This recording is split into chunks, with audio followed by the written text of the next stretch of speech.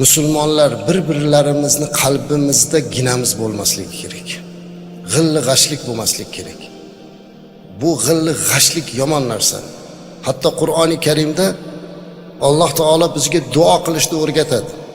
Oyat bilan o'rgatadi.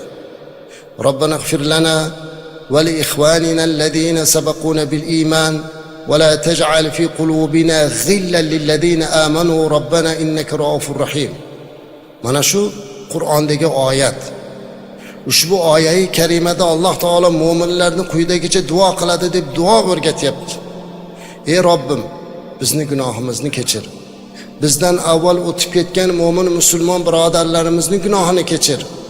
Va hozir hayot bo'lib turganlarimizni bir-birimizni qalbimizda bir-birimizga nisbatan g'illu g'ashliklar bo'lishlikdan saqla degan duo bor.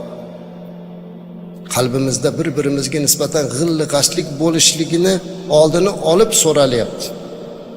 Oyatda aytibdi. Demak, bu yomon illat ekanligi ko'rinib turibdi. Qanday qilib biz Alloh bir, Rasul barhaq deb turgan, qiblamizni qibla deb turgan, Rasulimiz alayhissalomni Rasululloh deb turgan, ummatlikni da'vo qilib turgan bir yurtda, bir vatanda yashayotganlar bir-birimizni yomon ko'rishimiz, qalbimizda g'ashlik bo'lishi mumkin. To'g'ri, bandamiz ba'zan bir-birimizdan xafa bo'lishimiz bor. Ba'zi bir qilgan ishlarimiz bir-birimizga yoqmasligi bor. Lekin albatta bu degani umrbod o'shalar bilan dushmanchilik degani emas.